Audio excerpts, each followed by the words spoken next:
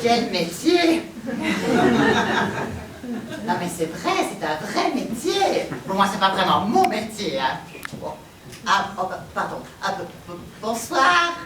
Bonsoir. Moi, c'est Josie.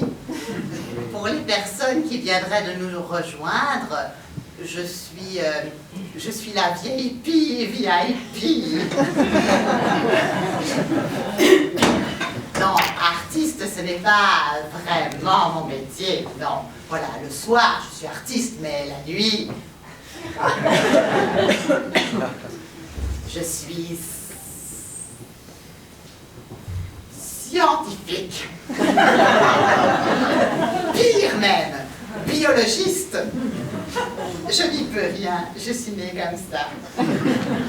J'aime les animaux. Et particulièrement les animaux dont on ne parle pas assez.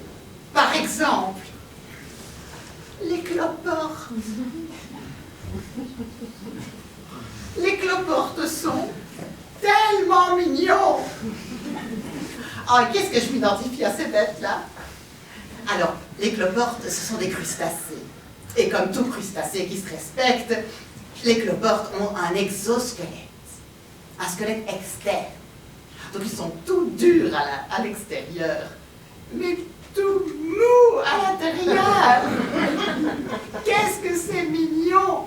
Trop mamé. Bon.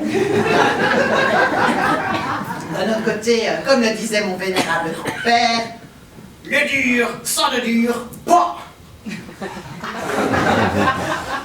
Oui, dans la famille, on a le sens de la formule, hein, manifestement. Le dur, ça ne dure pas. Un coup de pied mal placé qui passe, après, paf, le chien, scrouche le cloporte. Trop mamé, tellement délicat. En parlant de délicatesse, mon vénérable grand-père, il avait quelques bonnes punchlines. Hein. Je me souviendrai toujours, enfin je m'en souviendrai toujours parce qu'il le disait très souvent, je me souviendrai toujours de celle-là. Je n'ai rien contre les homosexuels. Quand ça commence comme ça.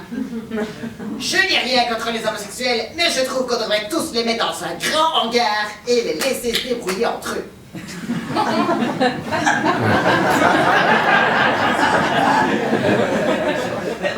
J'adore cette idée.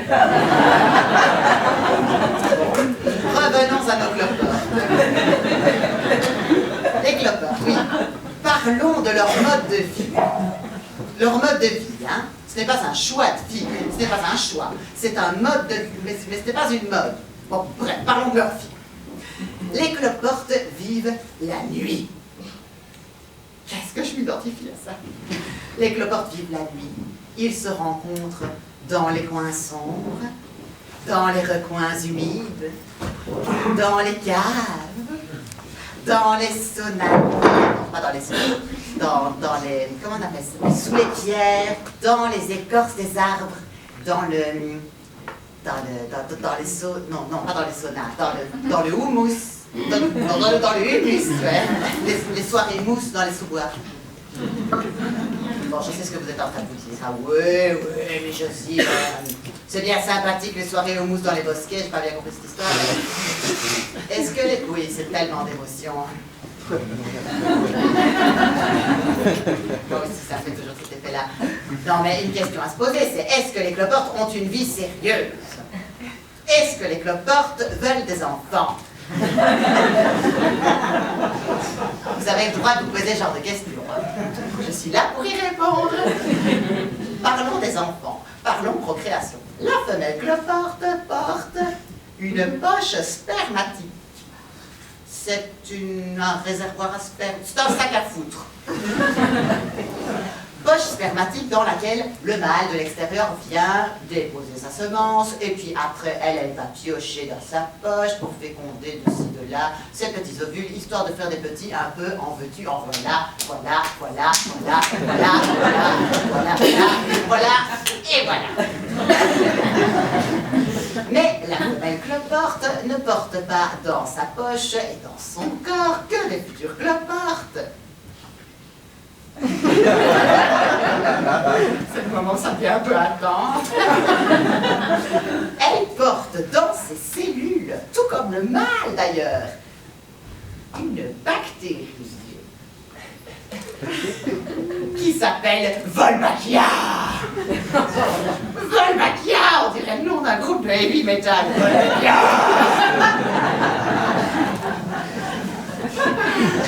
Wolbachia, elle ne peut vivre que en cellules. Elle n'y peut rien, elle est née comme ça. Si elle sort de la cellule, elle ne survit pas.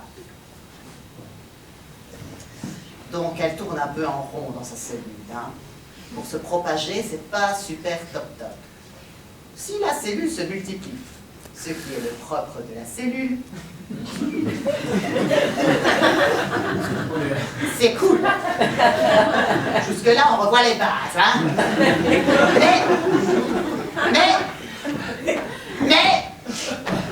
Mais, chouchou, mais si la cellule meurt, on va la refaire. Si la cellule meurt.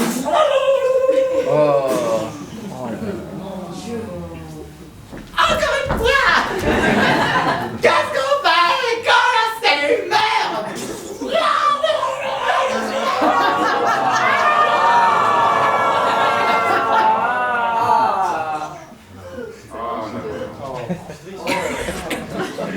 Eh ben, c'est pas cool. Et alors, si l'individu qui héberge Wolbachia meurt, là, c'est carrément pas cool du coup. Après, paf le chien et Scrooge le cloporte, Scrooge Wolbachia, et la boucle est creuse. Quand bien même la cellule se multiplie, ce qui est cool. Pour passer d'une cellule à l'autre sans respirer l'air du couloir, elle tourne un peu en rond dans son cloporte de placard. Hein. Il manque quelque chose. Essayons d'avoir une idée, j'ai dit. Un moyen de transport, bien sûr. Non? Oui. Mais oui. Ah, la cellule reproductrice. Tellement malin, mamé. Évidemment, puisque Wolbachia va pouvoir se transmettre d'un individu parent à un individu enfant. Voilà. Trop mamé.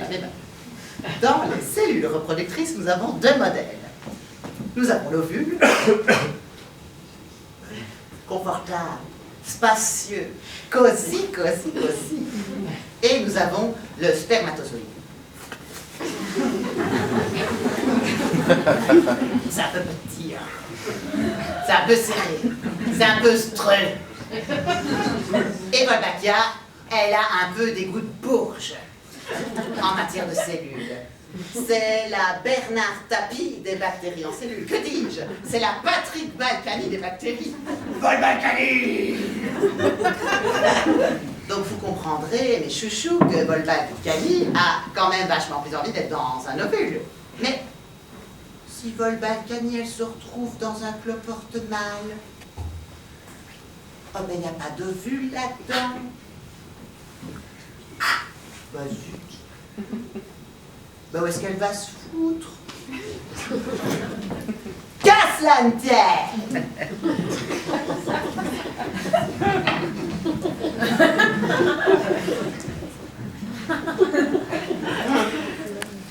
Peu lui apporte. Ah oui, hein? Oh là là, c'est dur ce soir. Whatever.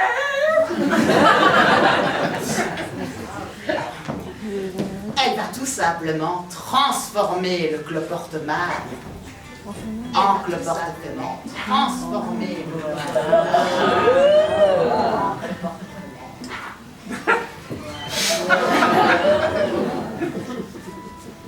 Qu'aurait dit mon vénérable grand-père s'il avait été parmi nous ce soir?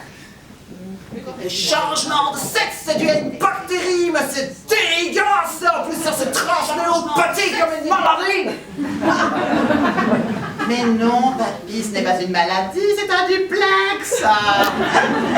C'est une colocation!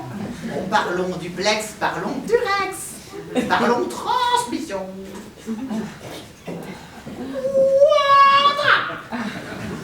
Bon, ça ne suffit pas d'éternuer sur votre voisin pour lui transmettre Wolbachia, hein. Oh, bon, sauf dans certains cas de cannibalisme. Voilà. Quoi? C'est dégueulasse! Et ces gens qui se bouffent entre eux, mais il faut les empêcher de faire des petits! Il faut les mettre en cellule illico pesto! Mes chouchous, je suis fatiguée. Je suis fatiguée. La nature n'explique pas tout, ne justifie pas tout. Les dauphins. Je vous invite à les imiter mieux que moi si vous avez l'inspiration ce soir. Ah oui! Vous allez moins rigoler quand je vais dire la suite de ma phrase. Voilà, il y a certains dauphins qui organisent des viols collectifs.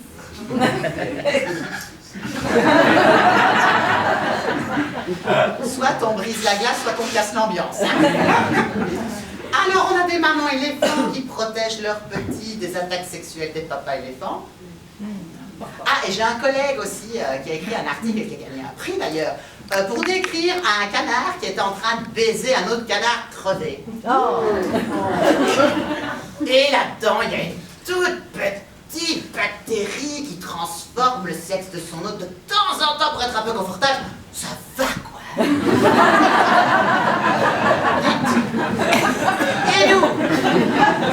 Et nous là-dedans, espèce d'humain, pour être plus confortable. Bah oui, c'est à vous que je parle, hein.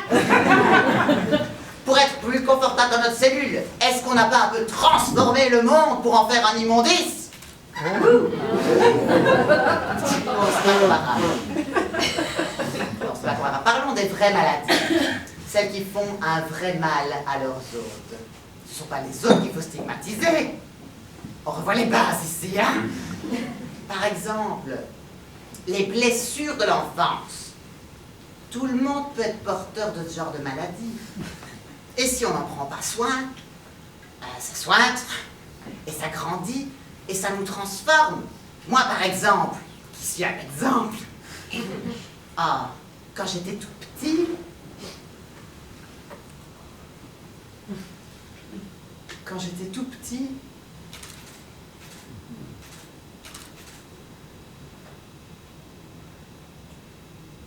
on m'a fait du mal parce que j'étais pas normal. Et je porterai ça toute ma vie. Alors, prenons soin de nous. Prenez soin de vous. Prenons soin de soi. Prenons soin les uns des unes des autres, bordel! Ah oui, tout ça m'a donné envie d'un bon sauna.